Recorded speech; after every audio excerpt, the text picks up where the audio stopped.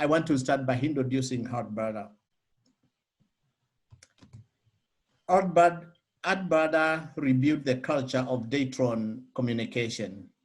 He took Daytron tradition power-led model and they turned it upside down through the implementation of servant leadership. The result, the small international radio manufacturer grew from 10 million company to 200 million US dollars company in 6 years. His experience with the Daytron transformation is chronicled in the book, The Art of Servant Leadership. Hart has also founded the Servant Leadership Institute as a vehicle to share his knowledge and teach others how to inspire and equip those they influence. Hart is the author of Farmer Able, the Servant Leadership Journal, The Art of Servant Leadership 2, and a co-author of Equip to Serve. I got to know Barter 2012 when I attended the first workshop on servant leadership. And amazingly, since that time, we have not parted ways. He has become a great influence in my life. I have learned about more about servant leadership from him. And to me, I look at him as my mentor, a person who really has encouraged me. And to me, he is the man who has really helped me to become who I am in servant leadership. But what really people need to know about you that I have not said in your biography? Would you mind talking to us about yourself, your calling, and the journey, your journey into servant leadership, and basically who is Barter? Well, you know, Art is, well, thank you, Peter, for that kind introduction. And first of all, it's great to be with a group of like-minded people talking about servant leadership. So this is a great way for me to spend a Friday morning here in California. So I love doing this. So thank you for letting me join you today. You know, as a leader, Art is a power leader. I was trained in school back in the early 70s in college. There were no classes on serving. There were a lot of classes on how to get results and the best way to do that. There was a little bit of people management, but no discussion of trust, no discussion of culture. And you know, my first job was at Disney. I went to work for Disney in my senior year in high school. I worked for 3 weeks as a janitor at Disney. After they found out that after my physical that we had to take within the first 2 weeks, they found out I took medication for epilepsy. And I was fired. I was let go. Disney didn't want people with epilepsy working at Disneyland. And my parents went to battle. My mom wasn't very happy about that. And she went to battle and met with officials at Disney in Anaheim. And I was rehired with the condition that I would work in wardrobe, managing costumes. And they said, you know what, you're right. We can have people working at Disney with epilepsy, but they have to work behind the scenes. And that was my first experience of my parents standing up and fighting for me because of my disability. Epilepsy is considered a disability. And I went, you know, I look back at that, and when I talk about it, I go, that was a special time. And at the time, I didn't realize how special it was, but I ended up working my way through college with Disney. After I graduated, I went to work for a manufacturing company and met two gentlemen that taught me everything they knew about manufacturing. And they were really, really from the heart. They wanted to mentor, educate, and train and help me understand the business, which was great. I'm trained in finance, management, accounting. And, you know, it was great having some people I think they were at the vice president level, take me under their wing and teach me about manufacturing. What I learned there was I love to build things, and I've been building things ever since. I've been in manufacturing companies ever since. You know, I worked there for a while. I left there. I worked for a gentleman who I look back now, and he was a great servant leader. I was in my late 20s, and he would always come help people. He would go home, make sure he had dinner with his family every night, and then go back to work and help people solve problems. And what was interesting is I wasn't ready for servant leadership at the time, because I still believed in climbing the corporate ladder and working my way to a higher position. And he died several years ago. And when I went to his memorial service and listened to the people talk about Jim, his name was Jim Romine, I realized that Jim was a great servant leader, and I wasn't ready for servant leadership at that time. So I didn't recognize it. I recognized Jim as a different type of guy, and you know, he was a little bit different, very likable guy. And I've been in manufacturing companies all my career. I will tell you, I ended up at Datron because of their international business. We do over 90% of our business internationally. And my first project was to go into the country of Zimbabwe and work with the police there to sell them a high frequency data management, voice management system to where they could send photographs to their borders to help the Border Patrol control people coming in. And I met a gentleman, his name was Eric Mugeju. He was the communications director for the Zimbabwe Republic Police. And I had dinner with him and I said, Eric, how can I help you? And he said, Art, he says, I don't have, you know, a great president, at the time, President Mugabe. And he said, there's going to be demonstrations around election time. He says, the demonstrators are going to be friends. Sometimes they may be family members. He says, I want to control those demonstrations with great communications so that we don't have to use anything else. And I said, Eric, I will help you do that. So we ended up doing close to $20 million worth of business in Zimbabwe with Eric. We provided communications to help them control their borders, help their police be effective with great communications. And about 7 years later, there was an article written by the Associated Press that said the recent elections in Zimbabwe were the least violent in the country's history. And I took that article and I got all the employees in my company together and said, hey guys, this is why we do what we do. We save lives. We help the Erics of the world do things differently. And that was my first venture into serving someone like that, a customer like that. I will tell you, most of the people in my company at Datron, I was an employee back then, I didn't own it. Didn't believe that we could make that happen. We did. It took us a while. And I started to realize that we could save lives in providing the right kind of communications to people who wanted to do things the right way.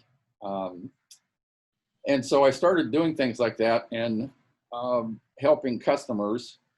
I was promoted into the ranks at Datron. And in 2003, I met Ken Blanchard.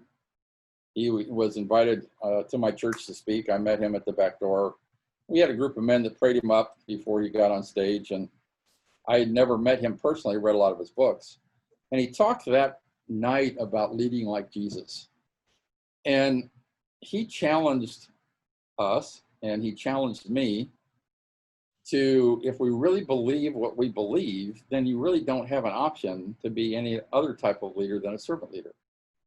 And I had never had anyone challenge me through my beliefs when it came to my leadership style. And he was the gentleman who planted the seed and challenged me. We had gone through 9/11 prior to that. That brought on a bit of a spiritual revolution in the United States, my wife and I included. I was raised in the church, got away from the church when I went to work, got back in the church after 9/11, and I really wanted to be someone different and really concerned about the future for my children. And so we started going to church on a regular basis, found New Venture Christian Fellowship, and met Ken Blanchard for the first time. He's the one that really started challenging me in my leadership behaviors and beliefs. I didn't know what my calling was going to be at that time, and I share this with college students all the time. And parents, don't expect your kids at 17, 18, 19, 20, 21, 25 to know what they want to do for the rest of their life. Get over it. All right. It took me almost until I was late 40s or 50 before I realized that, you know what, I was cut out for doing something differently that's based on my faith. And that inspires me through the faith. Now, I will tell people, you don't have to be a believer to work in my company, because my belief is that God tells us to accept everyone. A great pastor at New Venture, Pastor Sean Mitchell, who taught me a lot about servant leadership as well. Ken's helped me, John Maxwell, Stephen M. R. Covey's helped me with trust. So I've had a lot of good help. I've had a great mentor, my wife, Lori. She's pointed out things where I've needed to improve. And so that gives you a little bit about my background. I love to build things. I love making equipment. I've built radios, printers, high performance motors for medical applications, all the way up to telescopes, large telescopes. So I just love to build things. And but I was a power leader until Ken started to challenge me in my thinking. And servant leadership is not something you get to check off the list. You continue to learn and improve. It's a lifelong journey. And it can be easy at times, and sometimes it's not very easy. So Hart, here you meet Kenny Blanchard, and then Kenny Blanchard explained to you about servant leadership, and you read the book Leading Like Jesus, and then you that to me it seems it was your turning point, because it is when the calling to serve to serving others came to you, and then you come to Daytron, and then you own Daytron, and then you thought of introducing servant leadership. Tell us, how did that happen, the transition from the traditional power-led model to servant leadership? How did that transition take place, and how was it? Well, what was interesting is God knew who I was as a power leader, and so I was ready to go to work serving my church. Right, it's like I'm ready to go help you. I've got expertise, help me. And God knew that if He put me in a ministry inside of the building of the church during the church service, that I would do things my own way. I wasn't ready to follow authority. Mm-hmm. And so His first opportunity was working in the parking lot. Now, at the time, I was a vice president of finance. And when I got the opportunity to serve, I said, oh, I'll do anything. And so God knew that I would respond to the word control. So the pastor that I was working with, he said, Art, how would you like to be in control of the parking lot? And of course, I raised my hand. I'm ready to go. You put me in control, I'm ready to go. I spent, 3 or 4 years doing parking events, parking on Sundays, Easter Sundays. And I'm going, God, you're wasting my talents. But I had to learn to respect the biblical authority that I was placed under. And God knew that I didn't have that one down, that I would do things my own way. So I worked in parking ministry for a while. I went into men's ministry in small groups. I went into First Impressions ministry. And then I got the opportunity to go into the prayer ministry called Gatekeepers for my pastor. And that gave me some insight into how he operated. And what I saw in him was, when one of the things is, we have someone disagree with the pastor. And, the Bible tells us, don't take your offering to the table. If you have disagreement, go take care of that disagreement. I saw my pastor over and over again, drop everything and go take care of that disagreement right away. Mm-hmm. And I started to watch behaviors. I started to learn and read, but mostly God was working on my own behavior. And so he started me in the parking lot where I had to stand in heat by myself, directing cars, saying hi to people, smiling, waving, because he knew if he put me inside the church during a church service, I would do it my own way. I wasn't ready to accept his way through my pastor. I had to learn about biblical authority first. And once I started to learn that it didn't matter what job God put in front of me, I was to do it the best of my ability. Now, I learned that in the church and serving in the ministries, and then I had to take it to my work. And, you know, how do you respect authority in a work environment when you disagree with the authority? Mm-hmm. And what I had to learn was, you know, all authority comes from God. You can disagree with authority. Mm-hmm. You can work for authority. Most of it's legitimate authority. But it's, you know, once a decision's made, your job is to support the leader. Mm-hmm. I started to do that as an employee with my president at the time. And I said, you know what? I disagree with you in public all the time.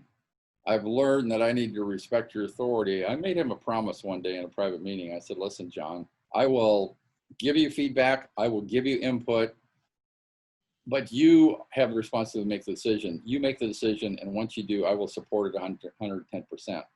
Mm. And when I took that turn in my business life, mm-hmm. I think God knew that I was serious about changing who I was and respecting that authority. And that's when the ceiling that I kept hitting in my professional life started to break. And, you know, God says, if you do well with the little that I give you, I will give you more. And that's really the character of it all, right? That got me started. Mm-hmm. You know, it's so amazing. Here is the vice president in finance.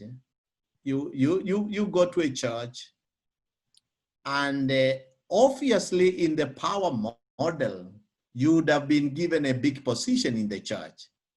But then you chose to go and help in the parking lot.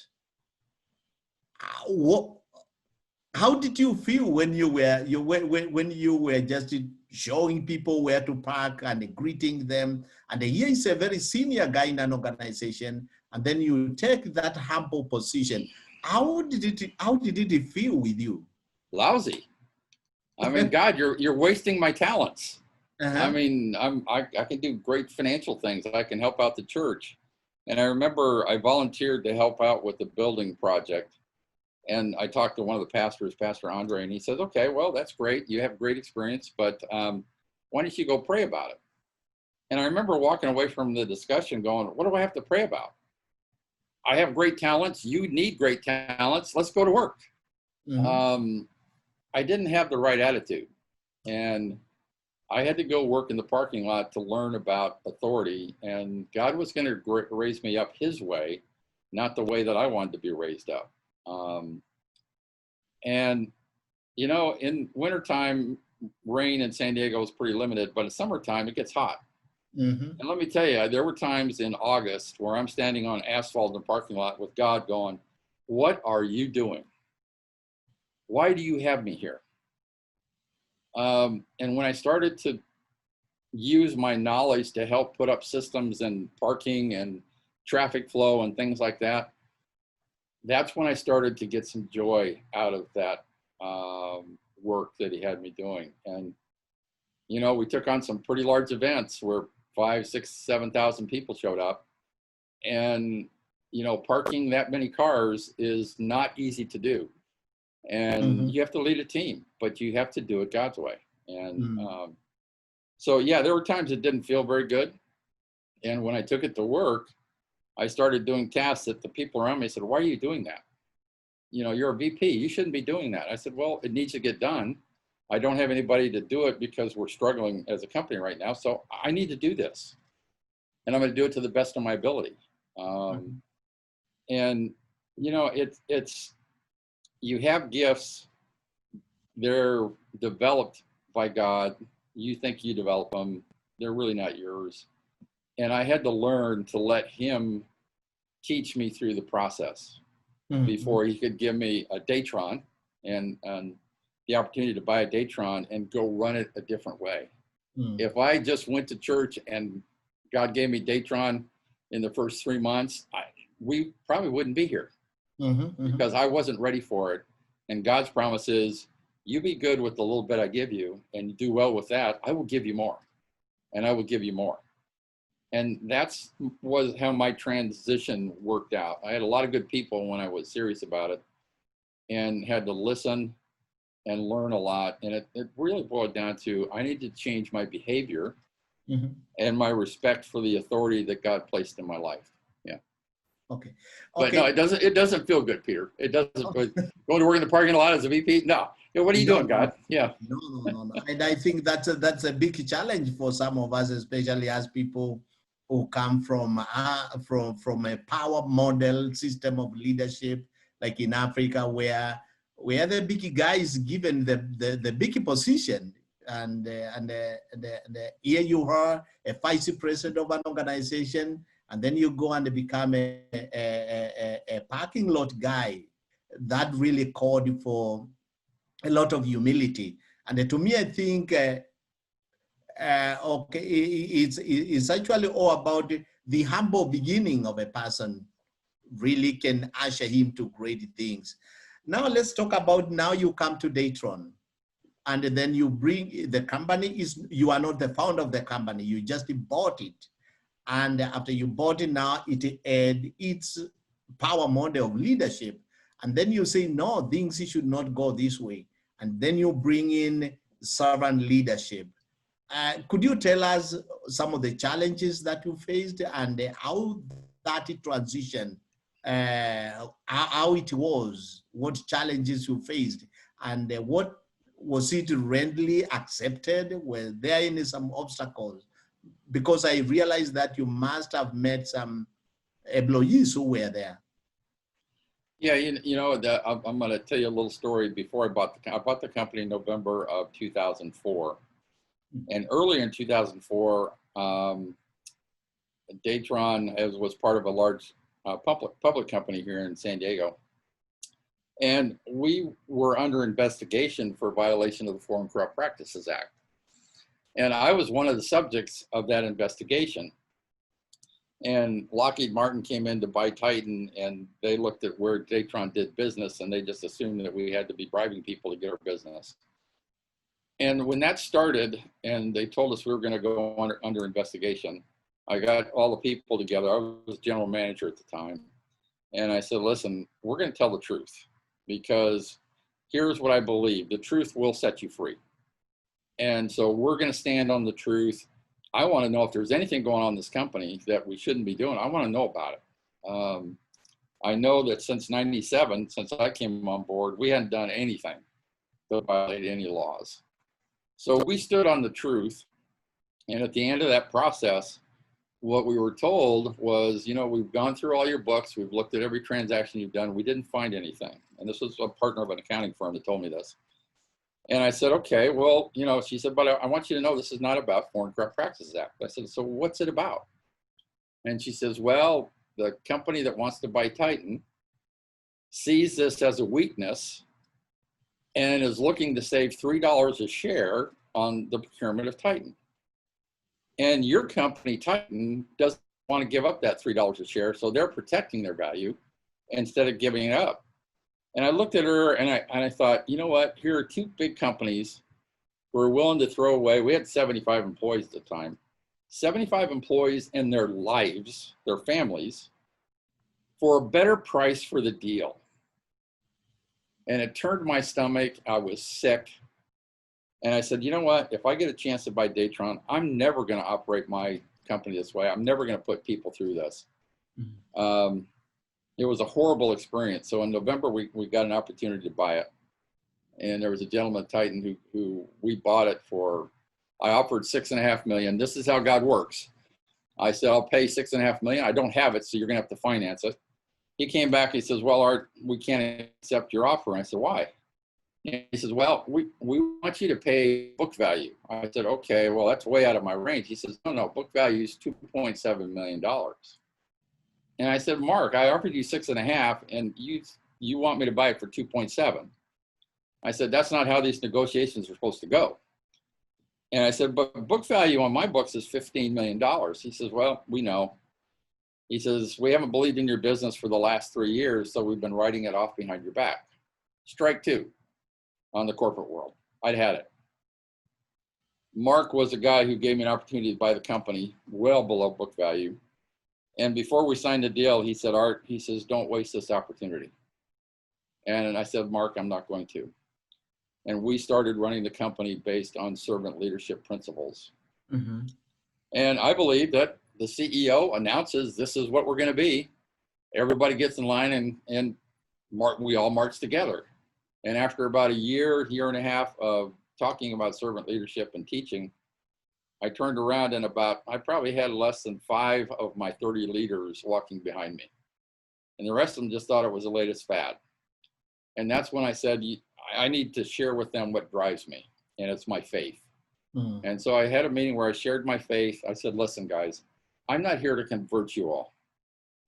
If God wanted me to be an evangelist, he'd have me somewhere else. He wants me to help people by building products, providing products, and helping them do things a different way. And I said, I'm not here to convert you. I'm here to help people. And if you want to help people with me, let's go do it.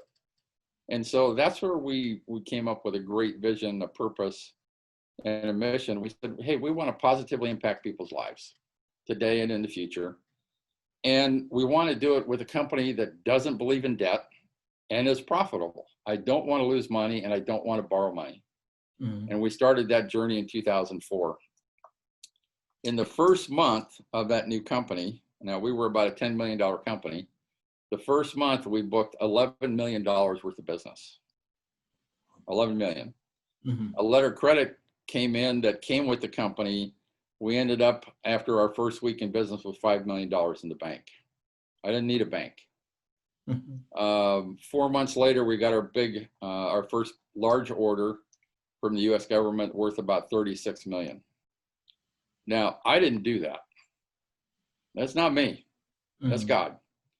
And so we said, you know what, we have to be able to give our employees a way to positively impact the lives of other people. So we said, we need to tithe 10% of our operating profits.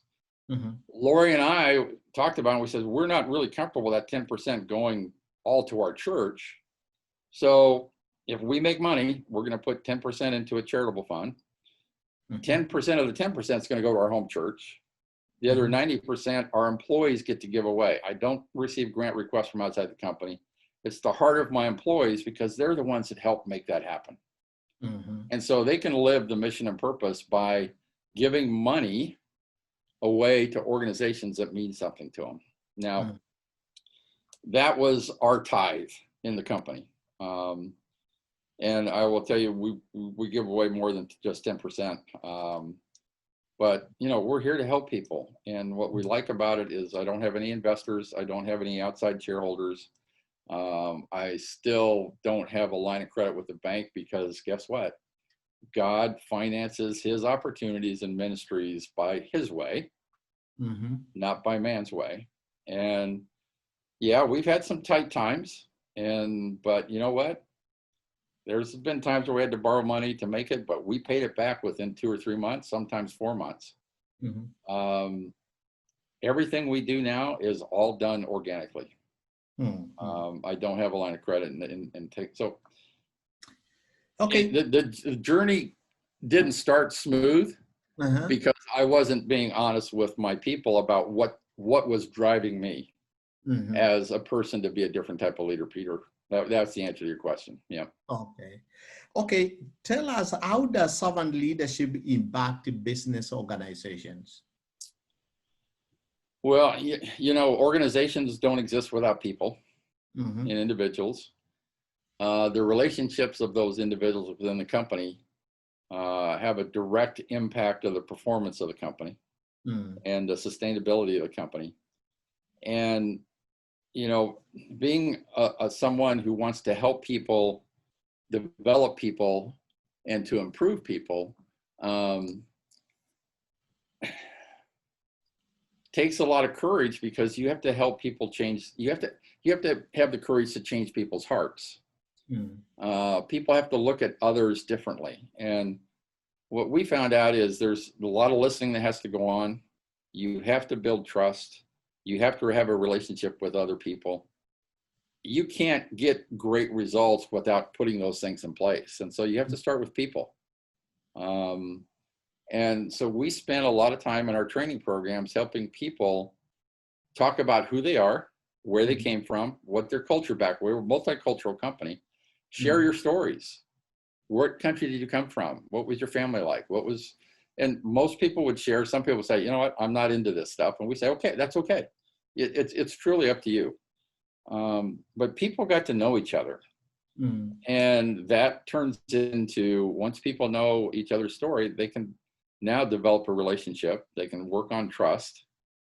And when people come together for a good purpose of helping people, and they know that the motives of the individuals are positive, and they're doing it for the right reasons, and they have a great why do we do things, they're going to find their way, and the results are going to blow you away. And I try to tell leaders this, and some people, no, I don't believe you. I said, okay, let me show you the numbers. I have a company turning 25% pre-tax. Would your shareholders like that? Well, yeah, because we're only down at 12. How did you do that? I said, servant leadership. Well, no. How did you really do it? I said, well, let's talk about that. It takes a while to change people's beliefs in themselves and belief that they can change their behaviors to help other people and put them first. And you have to start with the leaders in your company first. Then you can go to all the people. We trained everybody in servant leadership, the same training. We decided that up front, that we weren't going to do different training for different levels. So there are a lot of challenges. Yep. Okay. The first time I attended one of the workshops that you were doing, you talked about how to deal with the little foxes in an organization. And and we have these little foxes everywhere. We have them in a workplace, and you know the term little foxes. It comes from the Bible. So can you talk to us about how really to deal with these little foxes, because we have them in the church, we have them in the business, and also we have them in the families. Yes. And as leaders, every day we encounter with these little foxes. So can you talk to us about it, how to deal with them? Yeah, it's interesting. You are going to face little foxes all the time. And what we started to realize early on in our culture change is that people would say they were on board with the new culture, but their behaviors wouldn't support that. And at the beginning, we believed it was our job to help them transform their beliefs. And if we saw little steps of improvement, we'd stick with them. What we learned was one of our senior leaders, we worked with her for 2 years. And she was such a power leader, she couldn't make the change to being a servant leader. So we had to let her go. I said, listen, I need to help you find a place where you'll be accepted. And she didn't understand why her leadership style wasn't accepted, because she always got results. And I said, it's because we care about how we get the results. When she left, it took me almost 3 years to get the trust in that organization back on track. And the longer you leave the little foxes in place, the more damage they will do to your organization. Now, the best way we found to help the little foxes is surround them with love. Surround them with people that are trained in servant leadership. And when they try and come out with their power attitude, people say, well, hey, wait a minute. Art said we don't do that this way anymore. Help me understand how that works within the servant leadership culture that we're working on. And, people make mistakes. We extend a lot of grace, a lot of forgiveness. As long as people want to learn, we'll work with them. But what we found is you take that leader and you surround them with servant leaders to where they can't go anywhere in the organization without somebody saying, no, we serve. We don't do it from a power standpoint. They're going to come to the conclusion that they're not going to be happy.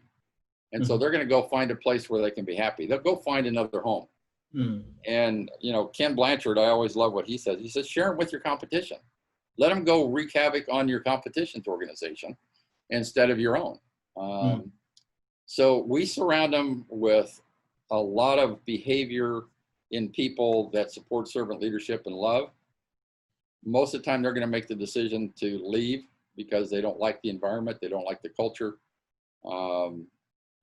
And then sometimes you need to say, this is not going to work. I need to help you find an organization where you'll be successful. Now, that one person I worked 2 years with, she came back about a year after she left and sent me an email. And she says, Art, she said, I want to thank you. You invested in me for 2 years. She says, I now am starting to understand what you were trying to teach me. So, you know, what does God say? You plant the seed. You may never see that seed grow. And that's what we plant seeds. We plant seeds in people. Some people will grow when we're around them. Others won't grow until somewhere down the road we may never know. So yeah, little fox may not work out in your organization, but plant the seed anyway, and then help them find a place where they'll succeed in their power beliefs, and let them go to work for a power-led company. Yeah. Okay. Now let's go back to Africa. Here is hot brother is a Christian. He operates on the principle of integrity, truth, and honesty. And you go to this country, you want to do business with a country that is known to have that kind of a traditional model of leadership, dictatorship, corruption is there, nothing moves without bribing. You cannot get a tender without bribing the person. And there you are, and you want to do business with these people. To me, coming from Africa, I know all these things. You know, when you tell this story, I ask myself, how did Hart made this?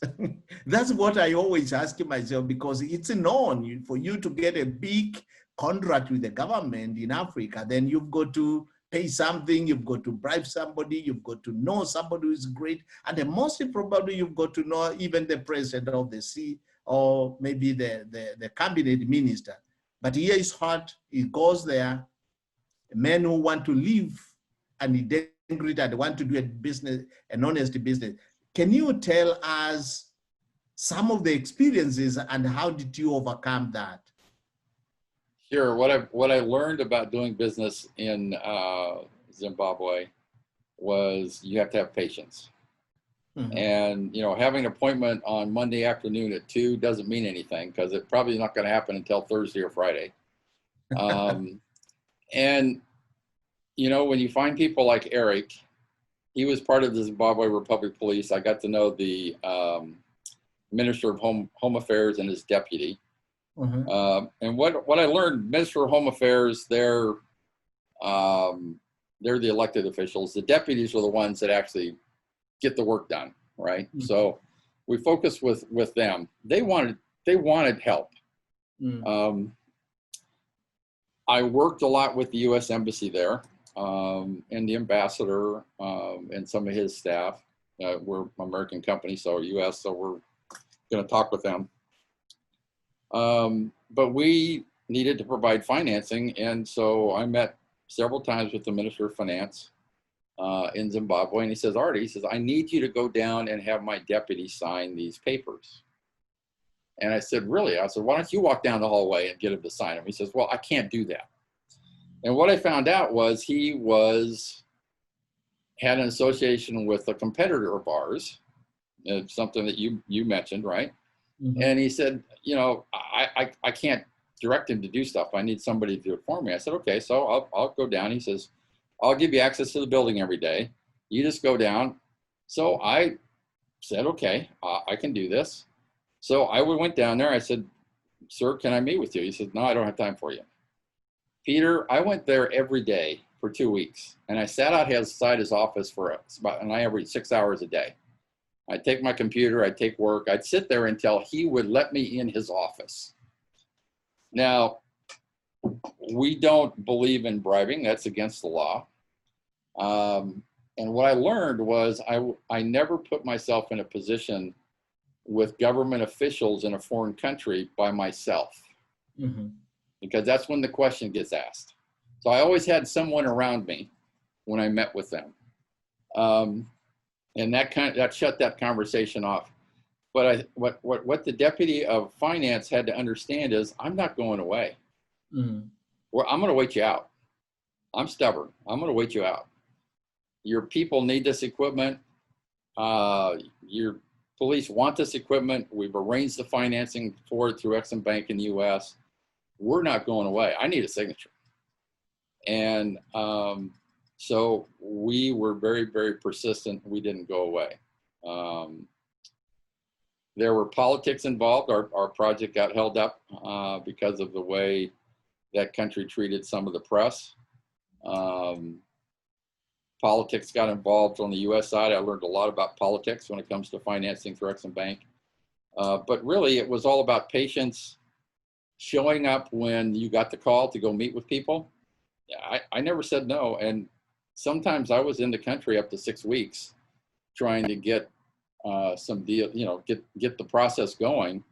And I learned that I really had to meet people where they are in their process, not expect them to follow the process we follow in the United States. And that's what I did.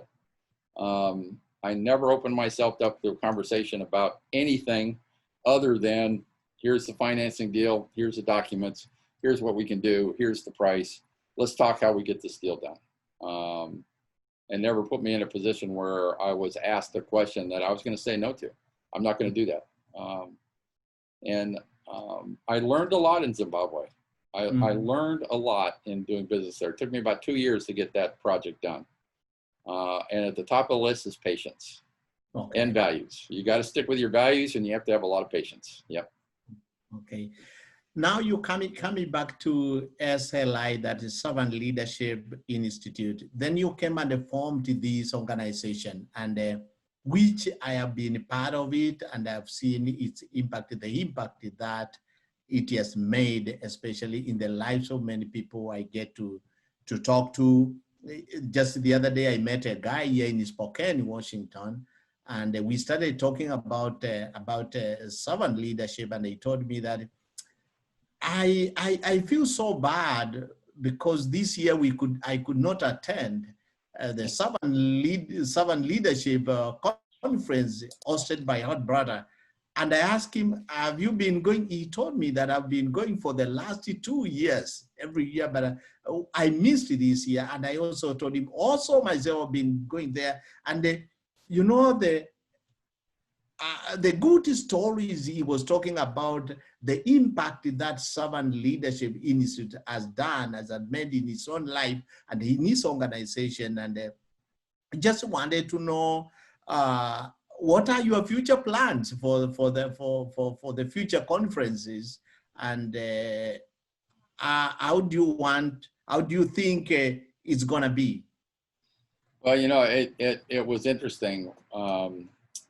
After the conference in 2019, we sent out several surveys to people and asked them, how can we serve you best? And about June or July that year, most of the people came back and said, hey, we'd love to have workshops. We'd love to have online training. We'd like to have a certification. We'd like to have, some mentoring and coaching. And conference was at the bottom of the list. And we thought, wow, we've got to rethink what we're doing here. I look back and go, we decided November not to have a conference this year. And if we had a conference this year, it would have been shut down. We would have lost a lot of money, right? And so somebody was protecting us, and we all know who that is. And so it started our thinking on how we changed the business model to help people. So all this Zoom stuff we've been doing is teaching us how to use technology to reach people and impact people, but in a different way. I don't know if we'll have a conference next year. We're putting a lot of resources into online training. And with COVID-19, you know, Robin, our president, she retired early in the year. Carol, we just announced yesterday, she's retired. Gosh, I think she was 70. She's retired. So we're rethinking, and I think we're going to come out more in the digital virtual realm than we are in a large conference. We may go around and do a couple of conferences a little bit larger than a small conference, more like a workshop environment, maybe 100 people around the country. But we're looking at that right now. So I really don't have an answer for you, Peter, because we're still learning how to do business in this. I call it the Zoom world. It's really the virtual world, digital world, and how we can impact people's lives in that way, and not have just 3 or 4 days out of the year where we get people together. Yeah, I don't have an answer for you, except I think it's going to be virtual, more virtual than anything else. Yeah. Okay. Let me open this for anyone who has got a question for Hard Brother. You can just unmute yourself, and then you let us see so that we can receive your answer from Hard Brother.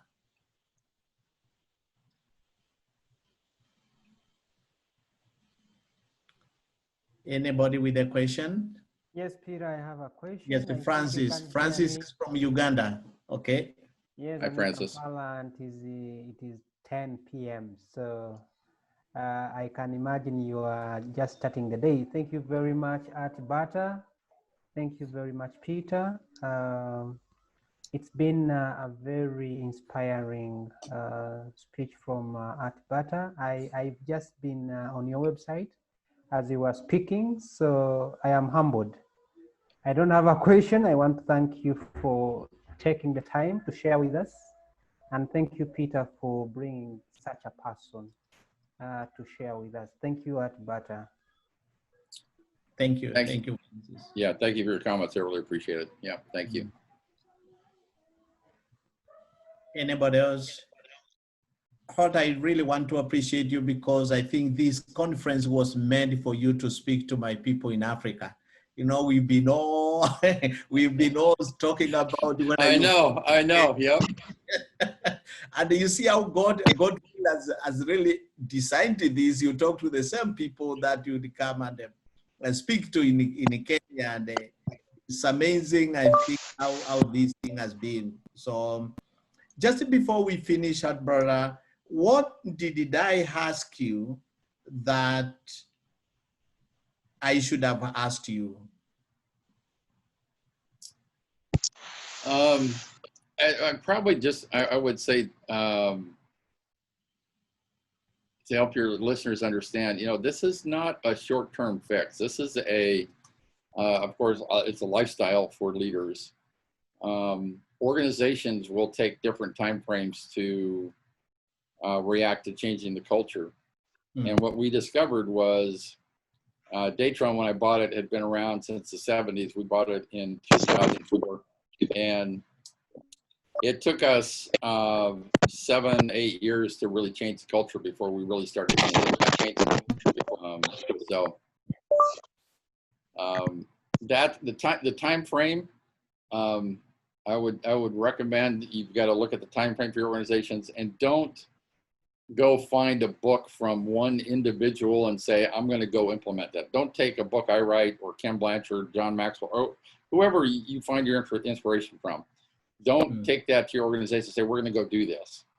What I found is I took little bits from everybody and said, what is the best thing that I can do to help my organization grow? Because I'm the one that knows it the best. The people that I'm reading, they don't know anything about my organization, about my people. Meet your people where they are, and just understand it's going to take a little bit of time for them to adjust, because people don't like change, right? They just don't like change. Yeah. So be patient. Be patient. Okay. Thank you, Hart brother. It was nice having you. And before we leave, I want to leave us with one quote. The best way to find yourself is to lose yourself in the service of others. The best way to find yourself is to lose yourself in the service of others. Mahatma Gandhi said that quote 1869. Yep. Thank you, Hart Brother. It was nice to meet you, and thank you for coming, and thank you for serving my people in Africa. Really, really want to appreciate you, and I know that they would really love to have you again and to listen to your wisdom and just to sit down and maybe borrow some concepts from you and go and implement in their own businesses. We have got businessmen here, and we have bishops here. We have also professors here, and we have people diverse. You know, these people are leaders. As you see them, they are leaders in their organizations, and I'm very, very, very sure that they really enjoyed your sharing and your presence.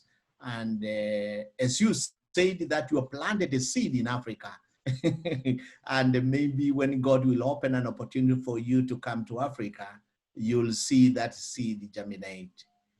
Thank you so much, Bud. Do you have a last word? Yes, thank you, Peter. Thank you for everyone for your servant's heart, your desire to come together, like-minded people. This is how we're going to change the world. And keep up the great work because you are making a difference. Peter and everybody on board that's listening today, keep making a difference in this world because it really needs it right now. It really does.